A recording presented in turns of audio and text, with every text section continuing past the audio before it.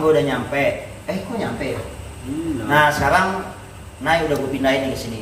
Jadi pakai ilmu apa tadi ya? Gue pindahin ke sini dan ternyata tujuan si Nay ini, aduh, culik. Pet gue diculik sama Nay. Tapi dia gue pulang gue. Pusing sebenarnya gue. Sekarang lu mau nanya apa bakal gue jawab. Karena lu udah baik hati memberikan. Gila lu, fee-nya harganya pakai pertanyaan dong. Enggak, dia tetap gue bayar, nanti tetap gue transfer ya. Kayak kali. Gimana? Jadi gini Nay, banyak banget yang nanya masalah inkubator Nay.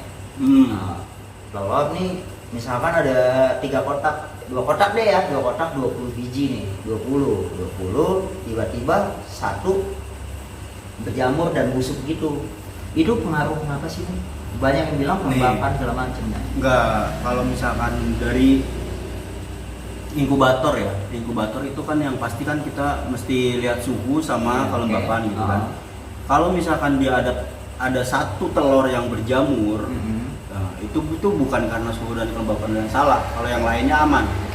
Itu karena si telurnya memang nggak bagus kualitasnya ya. Gitu Bor. Jadi kalau nih teman-teman ada yang punya telur di rumah itu modelnya kayak gitu ya, itu langsung take out. Jangan pisahin. Langsung pisahin, langsung ambil. Jangan lu tahan-tahan di situ karena berjamurnya sebuah telur itu bakal nular loh. Gitu. Jadi kalau lu diemin yang berjamur itu 1 di dalam box yang lain gitu, itu yang lain bakal ada kemungkinan untuk berjamur juga.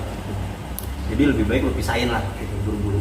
Tuh teman-teman. Jadi selama ini statement gue benar dong ya kan? Itu masalah memang udah jelek. Iya, telurnya. udah jelek si telurnya. Soalnya kalau memang udah kita ambil nih telurnya yang busuk ini, yang jelek ini kita ambil, tak, yang lain nggak bakal busuk karena apa? Ya udah pas gitu kelembapannya, bener nggak? Suhunya kelembapan udah pas, tapi aman-aman aja, malah sampai ada yang nunggu jamur itu, nunggu tapi aman gitu ya kan, daripada yang hijau-hijau itu busuk itu nembus langsung. Udah pokoknya langsung take out kalau nemu yang 1 yang hijau yang kayak gitu. Terus biasanya kalau lu pegang tekstur si telur ya, kalau dia aman itu tekstur telurnya tuh ya kayak telur piton biasa gitu. Cuman kalau misalkan dia udah mulai berjamur itu agak basah terus agak lengket gitu Bro. Nah iya benar.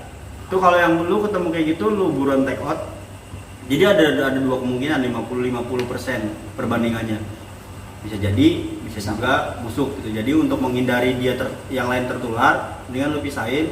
Kalau mau lu ingkup, kalau enggak. Kalau baru mulai gitu ya, baru mulai basah gitu. Belum kelihatan yang agak hijau-hijaunya gitu. Tapi kalau udah hijau udah buang aja. Lu kangen gak sih baunya? Itu bau banget loh teman-teman, benar. Itu bau banget. Itu gak enak. Udah agak busuk gitu baunya. Busuk banget. Enak banget. Bener tuh, gak enak banget. Nah, jadi pertanyaan lagi nih. Sebenarnya kayak kemarin ya, sebenarnya gue udah tahu itu masalah yang super sun gitu, super GC. Nah, jadi teman-teman banyak banget yang nanya gitu. Kalau gue kan belum terlalu expert ya. Tahun ini doang gue main di Matic lah, kelihatannya gitu ya kan. Gue selama ini kan di BP gitu amannya. Jadi banyak yang nanya, emang ada ya super sun? Emang ada ya super GC? Nah, bedainnya di mana nih? Agak kalau kita kasih penjelasan secara langsung kayak gini agak susah ya, harus ada visualnya ya. Visualnya gitu. Kalau gue pribadi nih, ini menurut gue pribadi yang gue udah pelajari itu, kalau super sun dan super GC itu ada. Dan mereka masuknya gen kodominan. Kodominan ya. Sesuatu pokoknya kodominan itu ingat yang gue bilang ada supernya. Ada supernya. Jadi super sun itu lo bisa bedain dengan sun dengan yang sunfire doang. Itu lu kalau ngelihat visualnya, lihat bentuk aslinya itu kalau sun doang itu biasanya itu 50% dari tengah 50%. Dan kebanyakan kalau sun doang yang kualitasnya agak ya grade B, grade C gitu cuma ekor doang gitu. Kalau misalkan dia grade A terus bisa setengah badan. Tapi kalau super sun itu gua pastiin itu dia dari leher udah ada gradasi. Berarti gue punya dong ya? Yang mana? Yang tadi. Ya, gue punya. Gue harus lihat. Gue punya. Itu dari leher itu udah kelihatan gradasinya gitu. Dari leher udah kelihatan ada gradasi agak ya sama seperti ciri-ciri sunfire lah gitu. dari leher sampai ke bawah itu full gradasi, itu super sun. Nah, satu lagi nih, jarak aman buat sobek telur itu kapan? Buat sobek telur retik ya, hampir semua piton.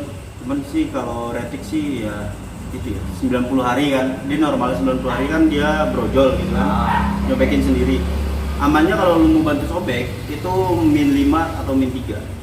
Jadi 85 sampai 87 tuh, itu lu bisa bantu sobek, itu aman harusnya. Suhu pengaruh nggak mempercepat telur itu keluar? Sangat berpengaruh bro. Jadi selama ini gue belajar nggak sia-sia dong ya. Sangat di BP sampai gue tuh dikatain orang nih. Gimana lu? Lu bayangin umur 42 hari BP gue cutting. BP itu 60 maksimal. 60, ya kan? Itu 42 hari gue cutting. Kenapa? Karena ya suhunya tinggi tahun lalu 33, 32, 33 gitu aja. Panas ya, Iya kan? Panas banget itu gue cutting sampai orang pada ngomel, "Lu umur berapa?" Ya 42. Kok lu bisa? Ya bisa karena suhu, dan jeleknya lagi pasti mel semua gitu. Nah itu dia, kita nggak bisa bilang kalau suhu itu nggak bisa mempengaruhi seks gitu ya, seks dari baby gitu, nggak bisa ini gitu. Karena pada kenyataannya suhu itu bisa mempengaruhi seks dari si baby ular gitu bro. Itu nggak cuma di piton, lo main kadal-kadalan pun begitu, gecko apalagi itu bisa kayak gitu. Memang sangat berpengaruh. Suhu itu pokoknya nomor satu lah dalam sebuah inkubasi. Untuk lu menghasilkan dia bakal bagus apa enggak, terus menghasilkan dia jantan atau enggak, itu suhu sangat berpengaruh. Nah teman-teman, kenapa gua nanya banyak masalah rating sama Noyan Sandi atau pegundal reptil? Doi ini expert banget masalah rating. Lu bayangin aja, sebelum gua main, Doi main sampai dia pernah bilang, "Gue udah bosan lu baru main," gitu ya. Itu karena yang sombong banget loh. Asli, tapi gue balikin lagi waktu itu dia pengen main BP. Gue udah bosan lu mau main. Karena gue liat pasaran BP lagi naik waktu itu, jadi kepengen main gitu, cuman nggak jadi lah. Gitu. Karena BP itu rentan banget. Nah itu dia loh, itu dia yang gue nggak bisa gitu. Tapi ya tetaplah rating itu hampir sama sebenarnya semua. Kalau lu main retik, main BP, bermis, pokoknya jenis-jenis piton itu untuk inkubasi, untuk bisa menetaskan telurnya itu hampir sama. Yang penting suhu lu jaga. Udah, suhu aman dari awal keluar masuk ke inkubasi itu berapa? Itu kalau gua pribadi main di 30 sampai 31. Itu gua nggak pernah sampai tinggiin banget. Kalau gua kan main suhu aman dari hari pertama sampai 14, itu gua biasanya di 29-30. 29-30. Berikutnya terserah. Mau 33 nggak masalah ya kan, kalau menurut gua.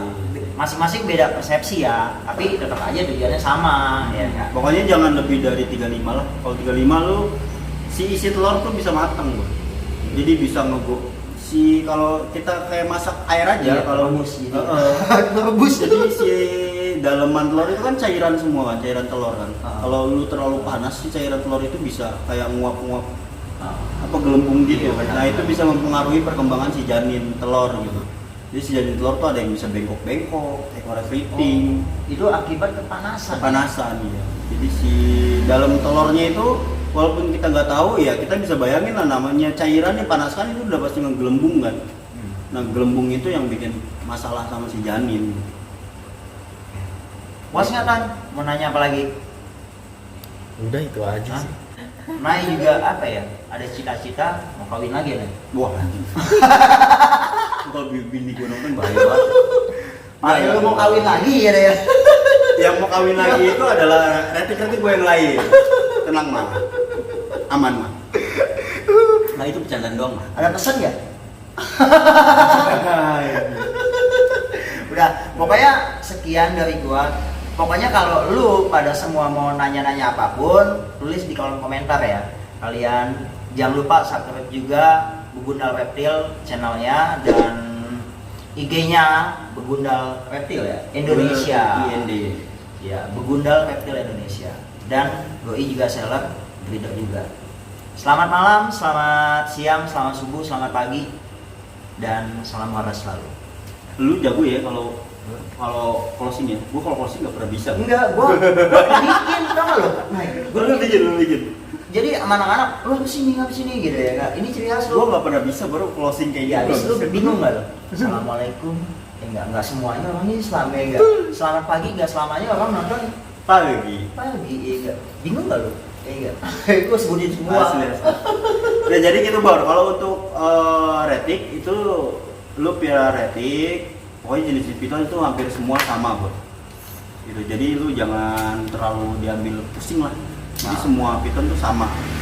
Cuman yang ngebedain adalah ukuran si telur, Ya. terus apa namanya? Apa sih namanya Bor? Apa? Waktu Penetasan. waktu penetasan yang ngebedain itu. Terus sama satu lagi adalah hasrat. Hasrat si ownernya. Biasanya gitu. Soalnya kadang kalau orang yang udah main satu jenis itu udah fokus gitu kan, terus dia berhasil satu jenis itu hasratnya agak kurang gitu kan. Udahlah biarin lah, demi juga jadi gitu. Itu jangan. Yang penting hasrat lu ya sama-samain aja gitu, sama-samain aja. Inkubatornya samain. Kalau untuk jenis piton pokoknya semuanya sama. Aman pokoknya. Udah. Oke. Thank you War udah nonton, keep watching Begula Reptil Indonesia, dan selalu gua bingung buat closingannya gimana. Makanya lu undang lah, Pak. Udah lah pokoknya lah. Yuk, cayo. Bangsat.